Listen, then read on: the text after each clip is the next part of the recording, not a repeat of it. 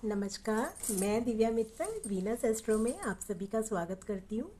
आज मैं इस सीरीज़ को लेकर आई हूँ जिसमें हम सारी राशियों की चर्चा करेंगे वन बाय वन। सबसे पहले मैं मेष राशि को लेकर आई हूँ क्योंकि मेष राशि ही हमारी सबसे नंबर 1 राशि होती है हमारी कुंडली की, और इसको हमारा जो कुंडली में लगन होता है सबसे पहले वही मेष राशि आती है कालपुरुष की कुंडली में। मेष राशि के शख्स कैसे होते हैं?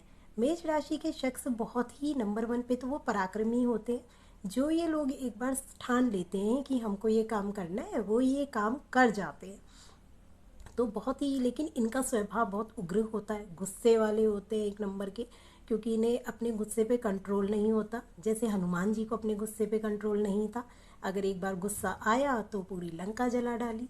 तो उसी तरीके का कुछ कुछ इनमें होता है कि मेष राशि के जो शख्स होते हैं काफ़ी गुस्से वाले होते हैं। मेष राशि को क्योंकि हमारे मंगल देव रूल करते हैं, मंगल एक बहुत ही ज़्यादा उग्र ग्रह कहा जाता है क्योंकि इसको फायर एलिमेंट में आता है, ये अग्नि तत्व राशि है। इसीलिए ऐसे लोग बड़े फायरी होते हैं। मीन्स जो ये बोलते हैं बहुत उग्र बोलना शुरू कर देते हैं कि ये नहीं सोचते हैं कि सामने वाले को अगर हम कुछ बोल रहे हैं तो उसको अच्छा नहीं लगेगा, बिकॉज ये अपने गुस्से पे कंट्रोल ही नहीं कर पाते हैं, इसलिए ऐसा होता है। तो अब आप जानेंगे कि मेष राशि में और ऐसी क्या चीज़ें होती हैं। मेष राशि जो होती है हमारी कालपुरुष की कुंडली में प्रथम भाव पर आती है, प्रथम हाउस पर आती है। इसीलिए प्रथम हाउस जो हमारा होता है पूरा व्यक्तित्व का होता है वैसे।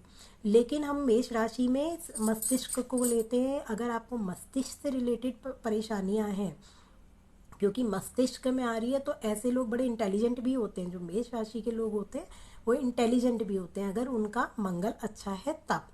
और यदि आपका मंगल अच्छा नहीं है, तो मंगल अगर आपका खराब है, तो ऐसे लोगों को सर दर्द की, माइग्रेन की परेशानी होती है, नाक कान गले की भी परेशानी होती है क्योंकि मंगल उसको भी रूल करते हैं। अगर आपकी हड्डी टूटती है तो वो भी हमारे मंगल के ही अंतर्गत आता है कि यानी मंगल आपका खराब है।